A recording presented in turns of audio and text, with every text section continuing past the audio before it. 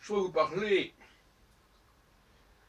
en ce vendredi 23 juin 2017 des rapports entre astrologie et politique.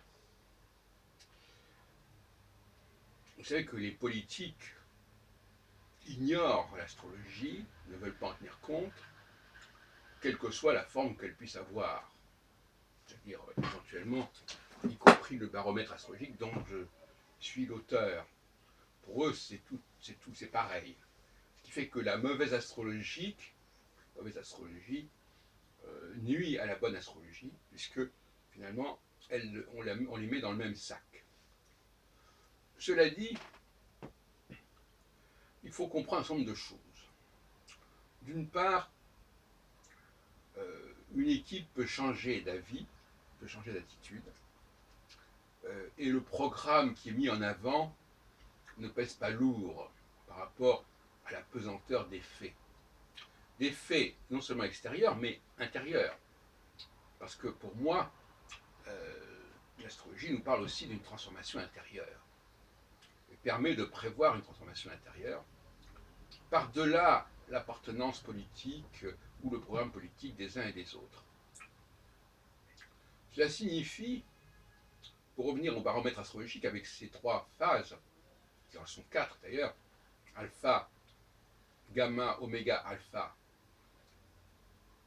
et retour à alpha, eh bien, la phase oméga est une phase de décomposition. C'est-à-dire tout ce qui a pu être élaboré par la phase alpha, et la phase de la conjonction de Saturne avec l'une des quatre étoiles fixes royales, va être remise en cause en phase oméga.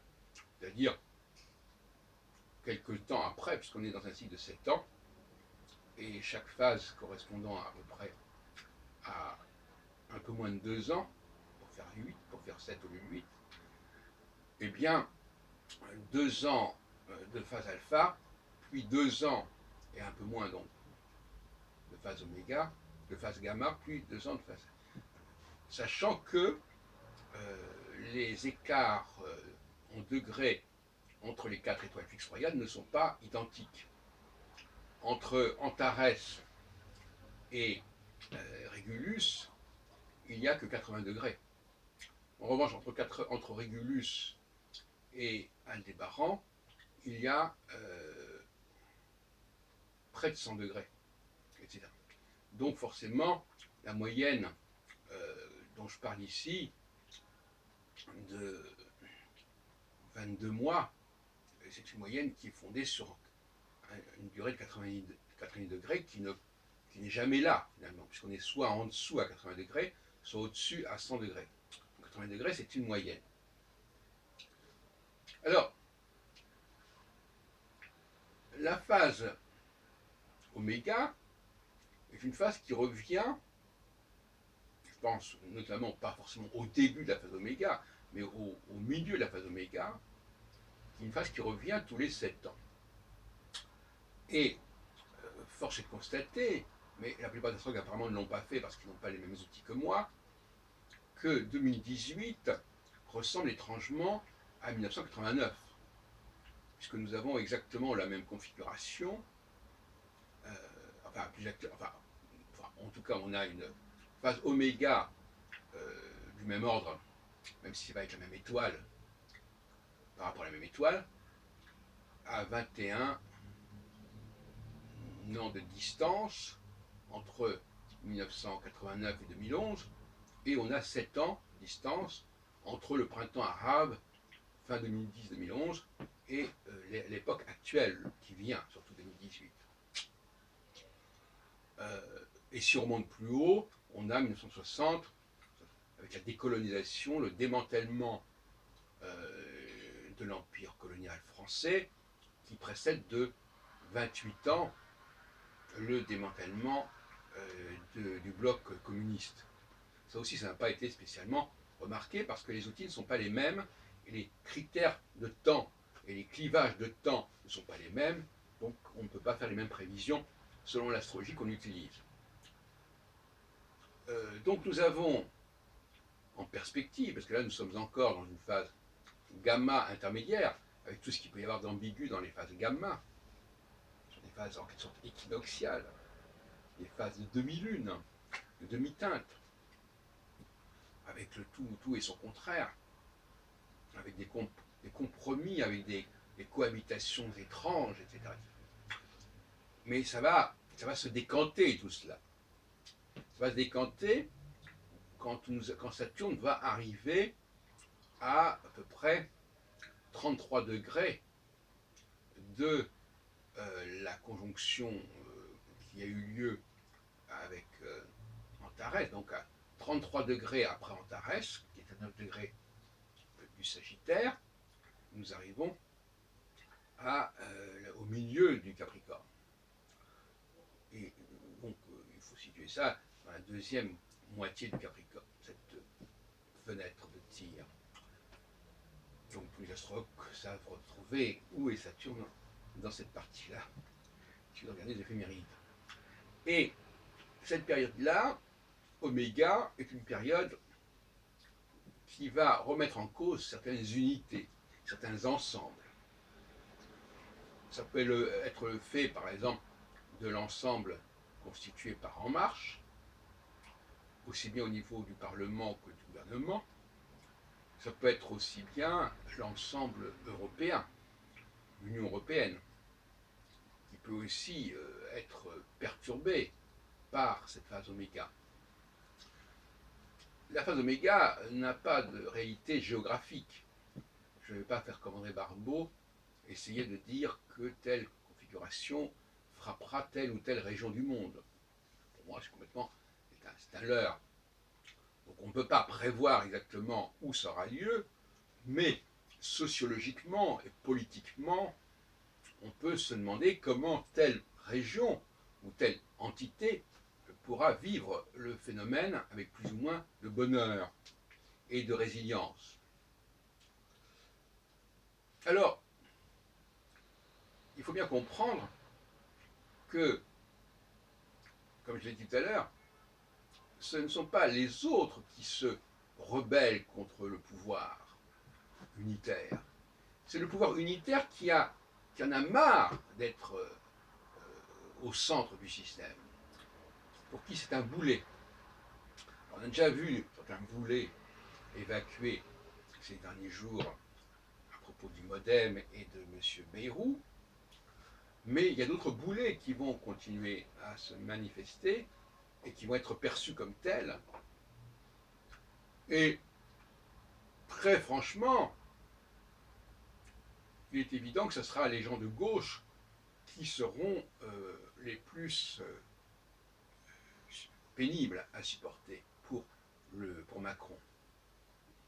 Ils ont encore pour l'instant, parce qu'en face gamma, une certaine présence, une certaine place au gouvernement, mais la lassitude va certainement, d'ici un peu plus de 6 mois, va certainement se manifester, tant du côté des intéressés de gauche au gouvernement et au Parlement, parce qu'au Parlement, on sait que la majorité En Marche est elle-même composite, qu'au niveau du gouvernement, qui va être amené à mener une politique oméga, qui est une politique fondamentalement de droite.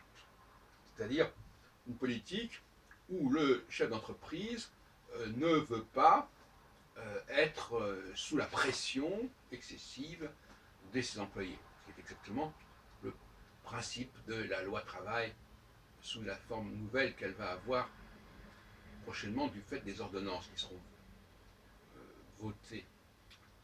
Et par conséquent, il n'y aura pas forcément une crise au sens où ça deviendra ingouvernable, mais il y aura une crise politique en tout cas qui fera que une partie que l'opposition de gauche, notamment autour de Mélenchon et d'autres, va se renforcer, probablement avec des députés qui vont vont changer de camp, qui vont se radicaliser à gauche, face à une politique de plus en plus de droite. On retrouve un peu le même schéma qu'en 1983, sous Mitterrand, quand les communistes sont partis du gouvernement, du fait du retournement et du revirement politique. Alors, avec l'arrivée de Laurent Fabius en tant que Premier ministre. Alors, il n'y aura pas de changement de Premier ministre, puisque par définition, Édouard Philippe est un homme de droite. Donc, il ne devrait pas y avoir, peut-être pour d'autres raisons, en tout cas, c'est pas ça qui va jouer. Par contre, les derniers ministres qui ont été nommés à gauche, dans le gouvernement Édouard Philippe numéro 2, sont sur des sièges éjectables, d'une certaine manière. Et puis en ce qui concerne l'Union européenne, puisque les choses se manifestent par strates et à différents niveaux, moi j'ai en tête un certain scénario qui vaut ce qu'il vaut, parce que l'astrologue, il dispose d'outils, mais il les applique comme il peut, comme il sait le faire, à la réalité telle qu'il la connaît. Pas mettre tout sur le compte de l'astrologie.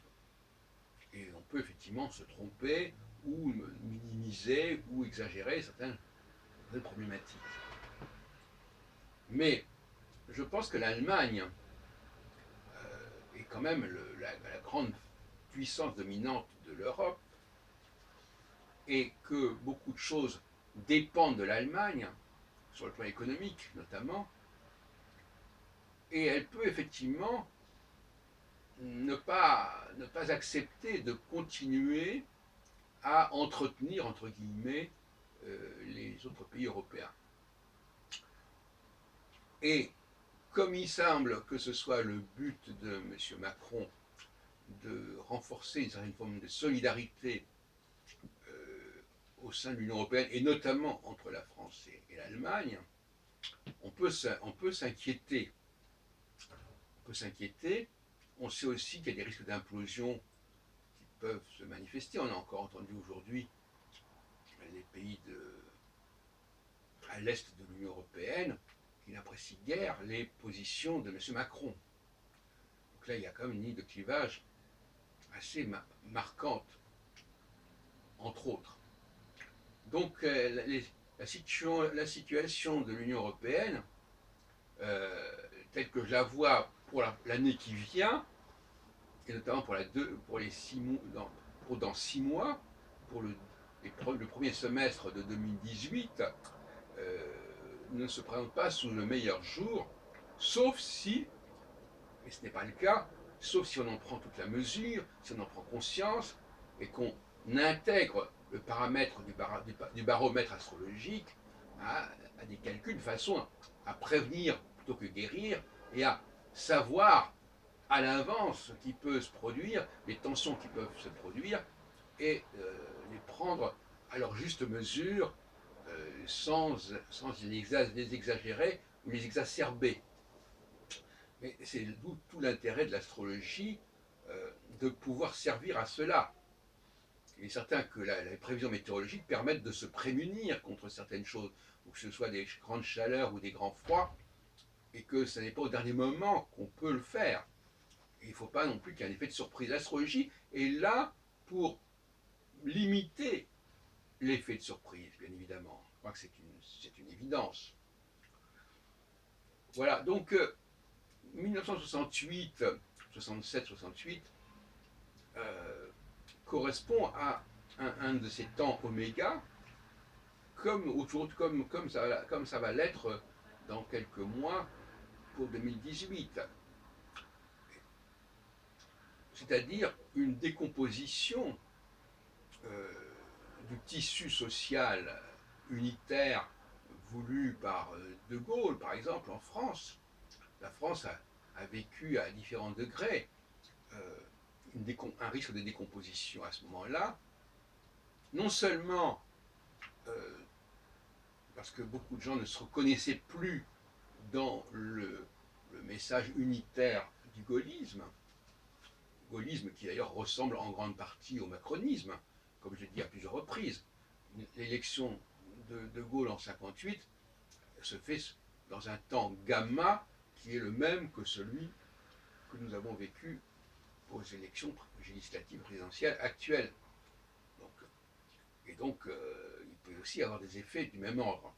Donc, notamment à la suite de l'élection au suffrage universel de Gaulle en 65, qui a précédé de 2 ans et demi l'élément de mai 68.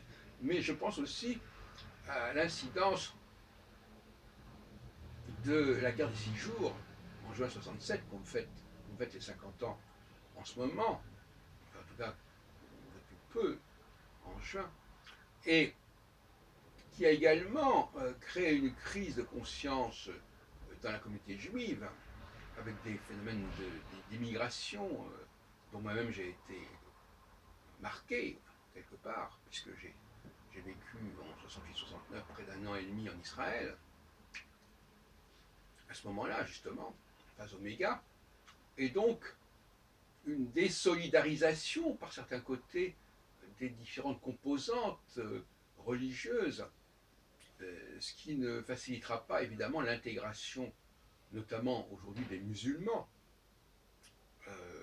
pour ne pas parler des juifs, mais cette fois-ci, je pense que c'est plutôt les musulmans qui seront touchés, et il ne faut pas s'attendre à une amélioration de la situation, sauf à accepter un communautarisme de plus en plus assumé, au nom de ce que j'ai appelé la dimension impériale de la France, c'est-à-dire il ne s'agit pas du tout à ce moment-là d'être unitaire. Cela dit, Macron, je pense qu'au niveau religieux, il ne se fait pas trop d'illusions, mais qu'il y ait une exacerbation chez les musulmans et chez les arabes dans les pays où ils se trouvent, notamment en France, mais également en Allemagne, avec notamment la minorité turque. Prenons le cas de la France, je pense que les musulmans vont être un grand problème pour 2018 en France, à cause de cette phase oméga qui dissout en quelque sorte, d'un point de vue presque chimique, qui dissout cet ensemble qui se veut d'un seul tenant.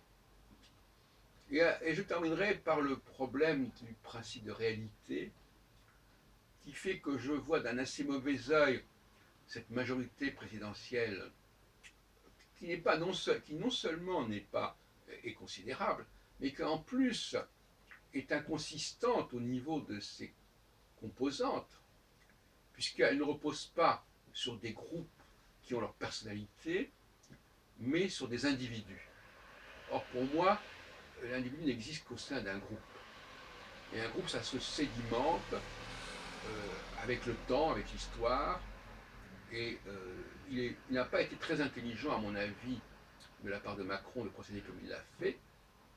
Il aurait mieux fait d'attendre le résultat des élections, de faire que les partis possèdent les structures qui sont les leurs, avec les dirigeants qui sont les leurs, et de négocier avec eux leur alliance. Alors, il voulait absolument éviter le syndrome de la cohabitation. Mais c'est une plaisanterie. Il était dès le départ condamné à la cohabitation. Bon, il est arrivé à contourner le problème, à détourner le problème, en prenant les devants, en nommant par avance, avant même les élections législatives, un gouvernement de cohabitation, si on peut dire. Après, on nous dit qu'il y a peu de cohabitation. J'avais pensé à Louis XVIII qui avait octroyé la Constitution de 1815, etc. Bon, ou 14, peu importe. Parce qu'il ne voulait pas que ce soit le Parlement, le corps législatif de son temps, qui lui impose sa loi. C'est un peu ça, il a un peu cette dimension Macron. Mais finalement, ça n'est pas très heureux, parce qu'il a cassé la dynamique des partis, il a rejeté dans la nature tout un ensemble de gens qui avaient des choses en commun, qui avaient un ciment en commun, qui pouvaient faire des choses ensemble, qui avaient une conscience commune, et il l'a remplacé par un agrégat de gens qui n'ont en commun que Macron, qui n'ont en commun qu'un certain programme, mais qui eux-mêmes n'ont rien en commun, en fait. si ce n'est une certaine formation à l'ENA ou quelque chose comme ça, enfin une formation, une certaine réalité sociologique sous-jacente. Enfin, c'est extrêmement vague quand même, tout de même. À mon avis, ça ne fait pas le poids. Donc finalement, au lieu de pactiser en tant que président public avec ces partis politiques et de voir ceux qui les rejoindraient, mais qui auraient une certaine colonne vertébrale, ces partis politiques, eh bien là, il a affaire à des individus. Et je suis tout à fait opposé à l'idée de remplacer les structures collectives, historiques, par des agrégats individuels. Malheureusement, d'ailleurs, c'est ce qui s'est passé avec le christianisme, où l'on a voulu remplacer le peuple juif par un agrégat de gens qui se retrouvaient autour d'une certaine croyance religieuse, etc. Bien évidemment, le christianisme a lui-même s'est sédimenté. Il y a des familles catholiques, etc. Mais malgré tout, c'est le même principe. Donc finalement, on retrouve chez Macron la problématique de conflit entre le christianisme et le judaïsme. On la retrouve dans sa façon de traiter les partis politiques, de remettre en question leur légitimité et de vouloir créer un monde nouveau autour de lui, ce qui lui donne une sorte de posture christique.